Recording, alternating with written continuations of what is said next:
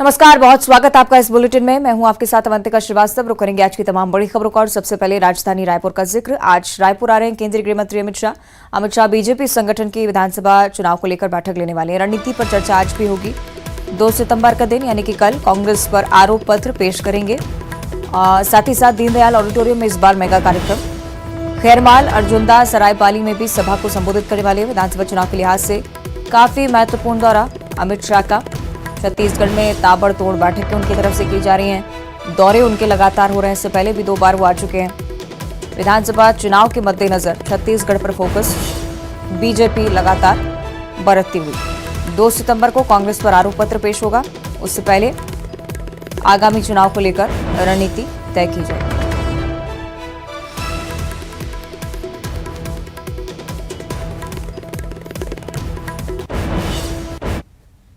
और केंद्रीय गृह मंत्री अमित शाह के दौरे के बीच बीजेपी अपने प्रत्याशियों की दूसरी लिस्ट जारी कर सकती है। बीजेपी की दूसरी लिस्ट में 56 नाम होने का अनुमान पहले था, लेकिन अब ये माना जा रहा है कि 56 नाम जो है वो फाइनलाइज हो चुके हैं। दूसरी लिस्ट में पार्टी 30 प्रत्याशियों की घोषणा कर सकती है। पार्टी सूत्रों के मुताबिक दूसरी लिस्ट में कई बड़े चेहरों को टिकट मिल सकता है।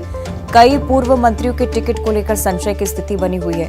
हालांकि ये भी स्पष्ट किया गया है कि कहीं न कहीं नामों को लेकर सहमति बनती हुई नजर आई है। कुछ नाम जो कि दूसरी लिस्ट से निकलकर सामने आए हैं, बहुत बड़े चेहरे, दिग्गज नेता बीजेपी की तरफ से, और लगभग टिकट फाइनल माना जा रहा है।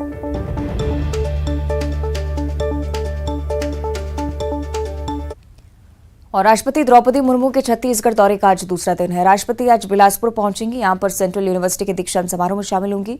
रतनपुर स्थित मां महामाया मंदिर में दर्शन करेंगी और सुबह 7 बजे से दोपहर 12 बजे तक आम आदमी के मंदिर में प्रवेश वर्जित रखे गए हैं। ये बताया जा रहा है कि आम लोग उस दौरान मंदिर में नहीं पहुंच सकेंगे। राष्ट्रपति के दौरे को लेकर बिलासपुर दौरे की सुरक्षा भी कड़ी कर दी गई है। राष्ट्रपति जब पहुंचेंगी वहां पर भी जवानों की व्यापक स्तर पर तैनाती होगी।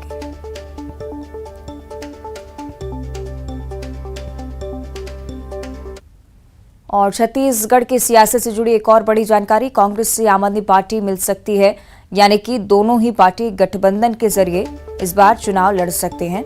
दोनों गठबंधन के साथ चुनाव लड़ने की अब जब खबरें आने लगी हैं, तो ये माना जा रहा है कि 1-2 दिन के अंदर फैसला भी इस पर लिया जाना है। सूत्रों के मुताबिक ये जानकारी है। बड़े नेताओं की रायशुमारी के बाद ही फैसला लिया जाएगा। हालांकि अभी तक हम देख रहे हैं कि आम आदमी पार्टी बीजेपी और कांग्रेस के खिलाफ लगातार मुखर होकर बयान देती आई, लेकिन अब यह माना जा रहा है कि कांग्रेस के साथ आम आदमी पार्टी गठबंधन कर विधानसभा चुनाव लड़ सकती है।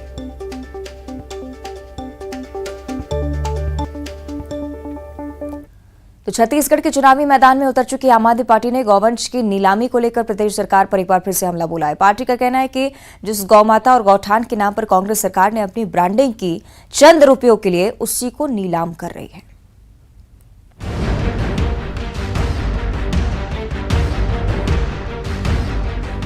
छत्तीसगढ़ में आम आदमी पार्टी विधानसभा चुनाव को त्रिकोणीय बनाने की पुरजोर कोशिश कर रही है। प्रदेश की दोनों प्रमुख पार्टियों के बीच जारी घमासान के बीच पार्टी हमलावर है।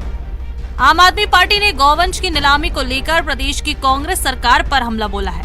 पार्टी ने कहा कि गौमाता के नाम पर अपनी ब्रांडिंग करने वाली सरकार चंद रुपयों के लिए गौवंश को बेचने पर उतर आई है। गौठान के नाम पर करोड़ों रुपए खर्च करने के बाद गायों की नीलामी निंदनीय है। गौठान योजना भ्रष्टाचार की भेंट चढ़ गई है।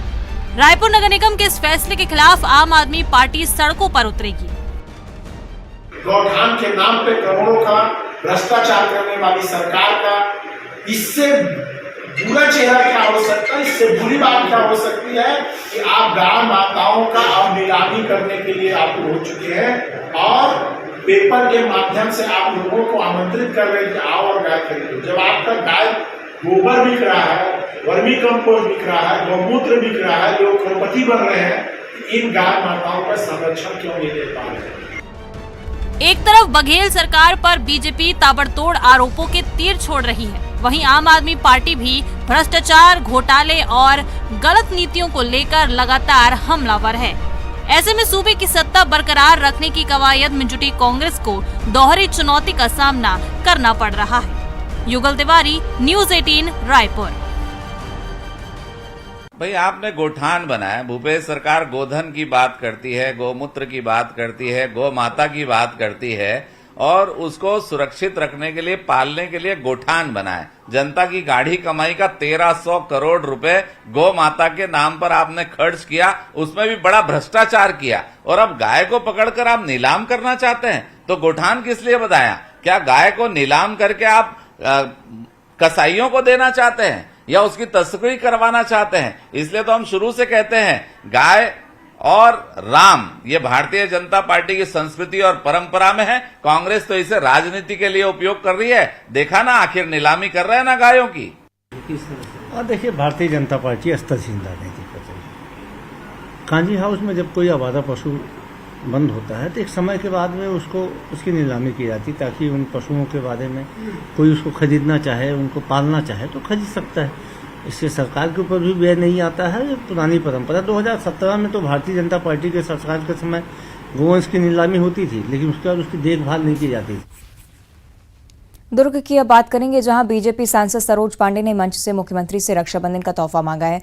महिला मोर्चा के रक्षाबंधन के कार्यक्रम को संबोधित करते हुए उन्होंने कहा कि सीएम भूपेश बघेल ने शराबबंदी की बात कही थी। रक्षाबंधन के मौके पर बहनों को आप तोहफा देते हैं, इसलिए प्रदेश की सभी बहनों को तोहफा दे दें शराबबंदी का।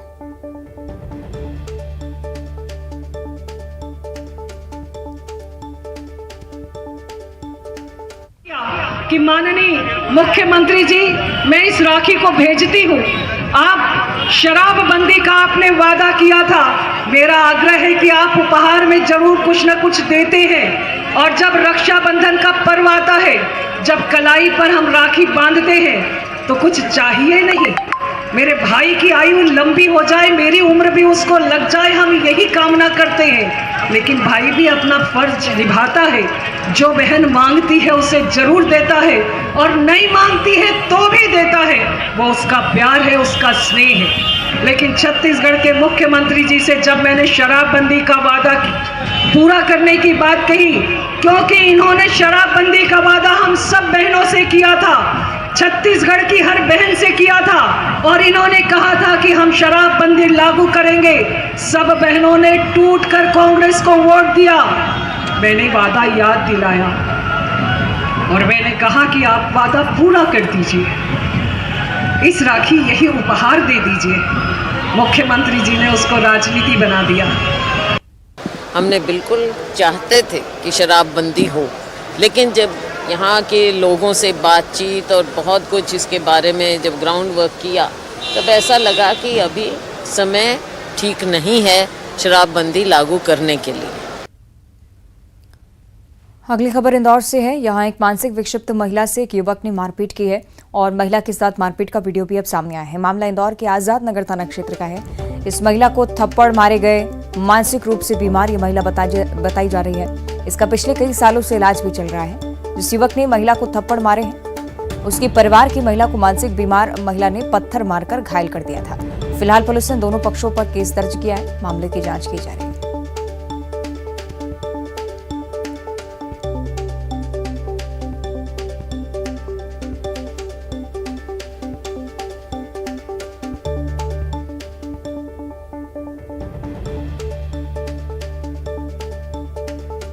तो ये तस्वीरें हम आपको दिखा रहे हैं। इंदौर की तस्वीरें हैं।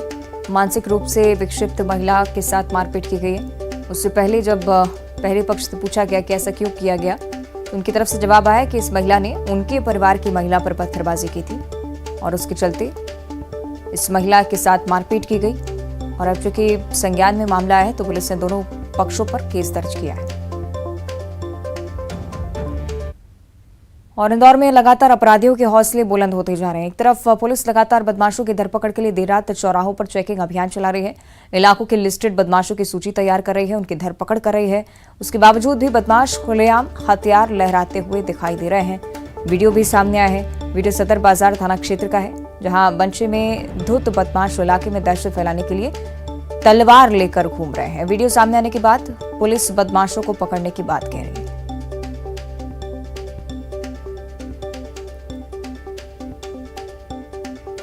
और अब खबर ग्वालियर से है। यहाँ महिलाओं के बीच हुई मारपीट का एक वीडियो सोशल मीडिया पर वायरल हो रहा है। मामला इंदरगंज थाना क्षेत्र के खललसीपुरा का है। यहाँ पारिवारिक संपत्ति को लेकर विवाद चल रहा था और विवाद के चलते महिलाओं के बीच झगड़ा हो गया। इस हद तक ये झगड़ा बढ़ा कि मारपीट तक बात आ गई। घर के बाहर महिलाओं के बीच जमकर मारपीट हुई। ये वीडियो भी सोशल मीडिया पर लगातार वायरल हो रहा है। झगड़े के बाद दोनों पक्ष थाने पहुंचे, शिकायत दर्ज करवाई।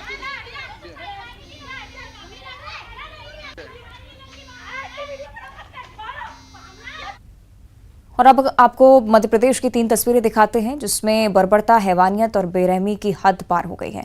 पहली तस्वीर सागर की। महिला से भीड़ ने बर्बरता की, जमकर मारपीट हुई, सरेआम लात घूंसे डंडे बरसाए गए। दूसरी तस्वीर उज्जैन की है। एक बीजेपी नेता की कार्यकर्ता ने जमकर धुनाई कर दी। तीसरी तस्वीर नर्मदापुरम की आप देखिए। कुछ नाबालिगों ने एक मासूम की बेल्ट से पिटाई की है।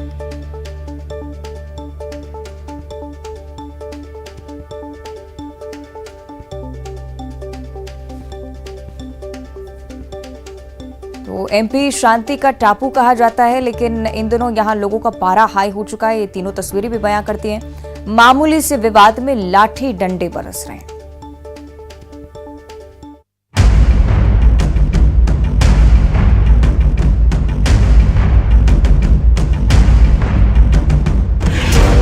एमपी में जरा जरा सी बात पर लाठियां बरस रही हैं, लात घून से चलाए जा रहे हैं, बेरहमी की हद की जा रही है पार।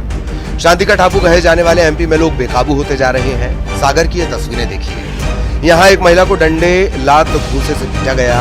भीड़ ने महिला से जमकर मारपीट की। पीड़िता छतरपुर की बताई जा रही है। बताया जा रहा है कि महिला ने 4 महीने के बच्चे के लिए होटल से दूध मांगा, इस पर उसकी पिटाई कर दी गई। पुलिस ने इस मामले में 3 लोगों को गिरफ्तार किया है।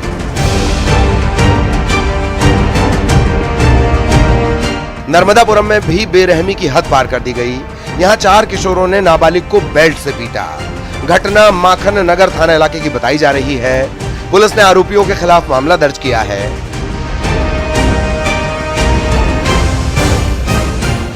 उज्जैन में बीजेपी मंडल उपाध्यक्ष की कार्यकर्ताओं ने चप्पल से पिटाई कर दी।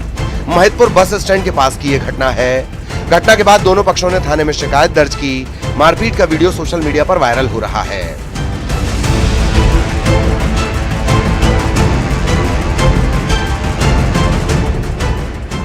खंडवा में साधु की वेशभूषा में आए शख्स की जमकर पिटाई की गई।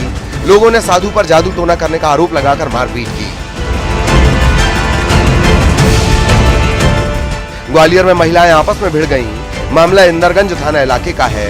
यहां पारिवारिक संपत्ति को लेकर चल रहे विवाद के चलते महिलाओं के बीच झगड़ा हो गया। विवाद इस हद तक बढ़ा कि बात मारपीट तक आ पहुंची। Bureau report, news 18। और अब अगली खबर दुर्ग से, जहां भिलाई में आज पानी की सप्लाई बाधित रहने वाली है। करीब आधे शहर को पानी नहीं मिलेगा। वाटर फिल्टर प्लांट में खराबी के चलते सप्लाई बाधित रहेगी। वॉल्व खराब होने से टंकियां नहीं भर सकी हैं और इसी के चलते लगातार परेशानी का सामना अब भिलाई वासियों को करना पड़ सकता है। दुर्ग के भिलाई की हम बात कर रहे हैं। पानी का सप्लाई आज नहीं होगा। टंकियों में खराबी आने के चलते सप्लाई नहीं हो पाएगा। करीब आधे शहर को पानी की सप्लाई आज नहीं मिल पाएगी। खराबी को सुधारा जाएगा। वॉल्व खराब होने के चलते पानी की टंकियां खाली हैं और इसी के चलते मेंटेनेंस का काम भी यहां पर होना है। तो भिलाई में आधे शहर के लोग आज जल संकट से जूझ सकते हैं। पानी पर्याप्त मात्रा में सप्लाई नहीं किया जाएगा। इस बारे में पहली सूचना भी जारी हो चुकी है, लेकिन अब चूंकि खराबी आने के चलते मेंटेनेंस का काम किया जाना है, सुधार कार्य किए जाने हैं। कब तक जल संकट रहेगा इस बारे में सूचना सामने नहीं आई है। सिर्फ यही जानकारी कि आज पानी की सप्लाई बाधित रहेगी, लेकिन अगर सुधार कार्य लंबा चलता है तो आने वाले समय में भी जल संकट का सामना आपको करना पड़ सकता है। दुर्ग के भिलाई क्षेत्र को लेकर जानकारी। आधे शहर को पानी की सप्लाई आज नहीं मिलने वाली है। वॉल्व में खराबी के चलते पानी की टंकियां खाली हैं। सहयोगी मिथिलेश हमें ज्यादा जानकारी देंगे। मिथिलेश, क्या वैकल्पिक व्यवस्था इसके लिए कोई? चलिए कोशिश करेंगे हम संपर्क करें मिथिलेश से, लेकिन बहुत जरूरी कि निगम की तरफ से इस पर संज्ञान लेते हुए वैकल्पिक व्यवस्था जरूर दी जाए। अक्सर ये दावे जरूर रहते हैं कि टैंकर के जरिए पानी की सप्लाई की जाएगी, लेकिन जमीनी स्तर पर ये सिर्फ खाना पूर्ति के तौर पर नजर आते हैं। उमरिया से अगली बड़ी खबर, जहां बांधवगढ़ में तेंदुए के शावक की मौत हो गई है। मगधी रेंज में शावक का शव पाया गया है। तेंदुओं के बीच आपसी संघर्ष हुआ और उसी के चलते मौत की आशंका प्राथमिक तौर पर जाहिर की जा रही है। प्रबंधन ने प्रोटोकॉल के मुताबिक शव का अंतिम संस्कार किया है। इसकी तस्वीरें आपको दिखा रहे हैं। तेंदुए के शावक की मौत होना पाया गया। आपसी संघर्ष के चलते ये सब हुआ। प्राथमिक तौर पर यही जानकारी। वन प्रबंधन ने तेंदुए का अंतिम संस्कार किया है।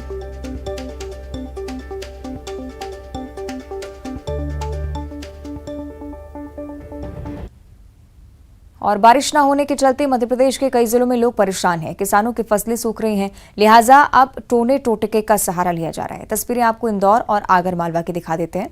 लोगों ने अच्छी बारिश के लिए टोटके का सहारा लिया है। इंदौर में महू तहसील के जामली गांव में ग्रामीणों ने इंद्रदेव को खुश करने के लिए गांव के पटेल को गधे पर बैठकर घुमाया। और इधर आगरमालवा की अगर बात करें तो जिले में बारिश के लिए ग्रामीणों ने मंदिर का गर्भगृह जलमग्न किया और ग्रामीणों ने मंदिर के समीप बहने वाली नदी से मंदिर तक मानव श्रृंखला बनाकर गर्भगृह में शिवलिंग को जलमग्न कर दिया।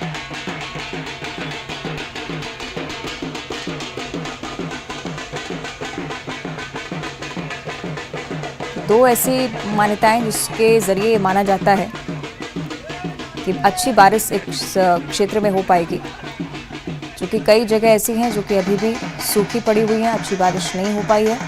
इसी के चलते अब लोग टोने टोटके का सहारा ले रहे हैं। रायपुर से अगली बड़ी खबर, राजधानी के होटल में जुए का अड्डा पाया गया है। पुलिस ने होटल नरेश पैलेस में छापेमार कार्रवाई की। जुआ खेलते हुए होटल से 13 जुआरियों को गिरफ्तार किया है। गंज थाना पुलिस ने छापामार कार्रवाई की थी। एक बड़ी जानकारी रायपुर को लेकर। होटल में जुए का अड्डा पसरा हुआ था और जैसे ही पुलिस नरेश पैलेस में, होटल का नाम जो कि बताया जा रहा है, छापामार कार्रवाई करने के लिए पहुंची, जुआ खेलते हुए 13 जुआरी यहां से गिरफ्तार किए गए।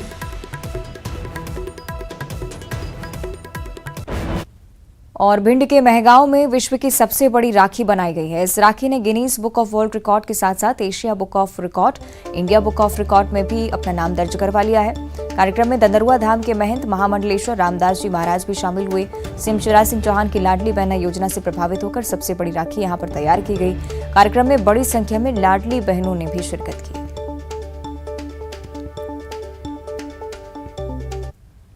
और अब खबर निवाड़ी से है। यहां गौरौठा क्षेत्र में पूर्व विधायक दीप नारायण सिंह यादव को उनकी 1000 से ज्यादा बहनों ने राखी बांधी है।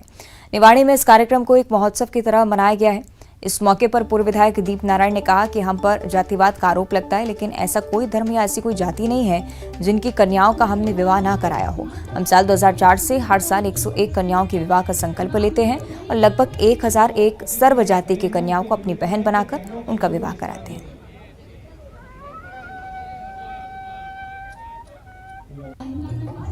अंतरिक्ष में भारत एक और इतिहास रचने वाला है। चांद के बाद अब भारत सूर्य की ओर जा रहा है। आदित्य L1 मिशन लॉन्च के लिए पूरी तरह से तैयार है। इस मिशन का लक्ष्य क्या है, आइए समझते हैं।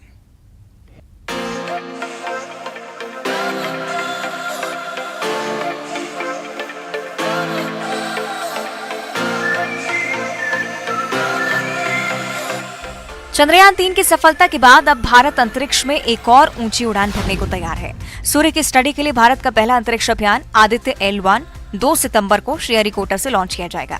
इसरो ने लॉन्चिंग की रिहर्सल भी कर ली है और अब दुनिया भर की निगाहें इस मिशन पर है। भारत अंतरिक्ष में एक और इतिहास रचने वाला है।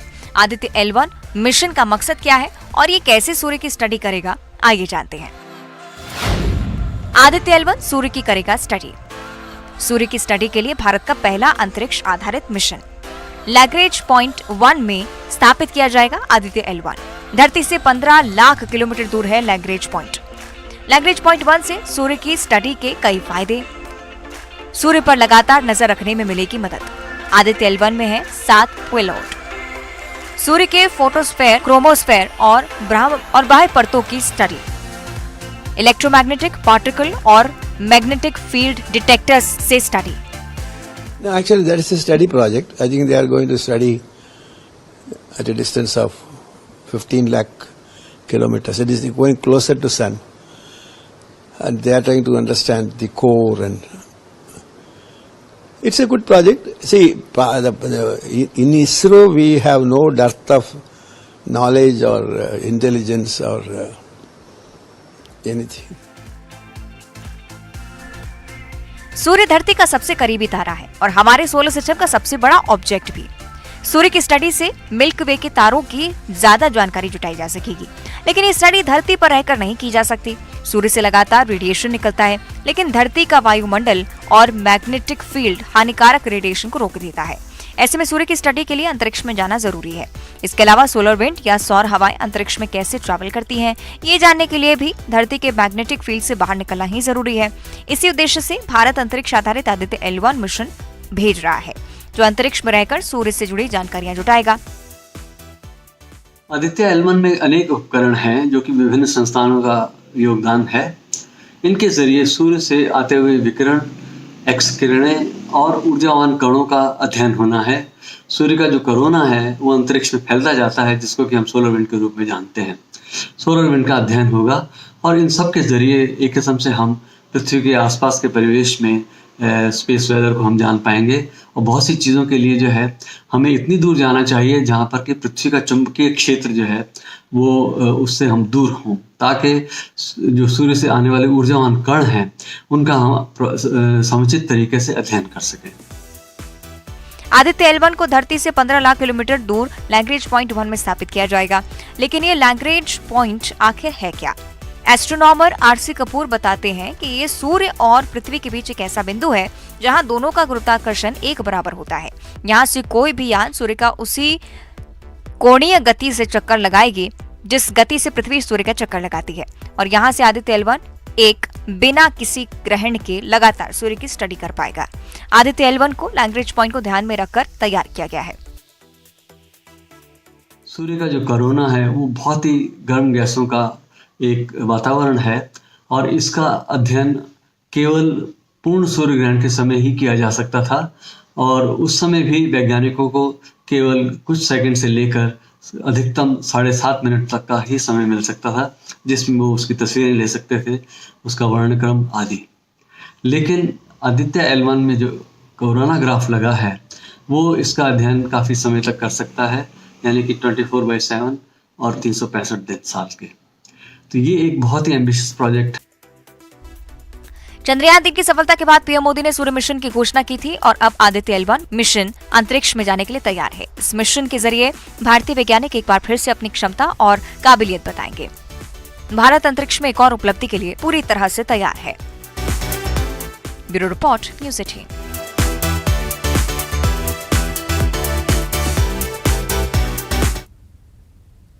और अब देखिए 25 सेकंड में खबर। रेलवे बोर्ड की पहली महिला चेयरमैन और सीईओ बनी जया वर्मा सिंह अनिल कुमार लोहाटी की लेंगी जगह। लोकसभा चुनाव से पहले दिल्ली कांग्रेस में बड़ा बदलाव।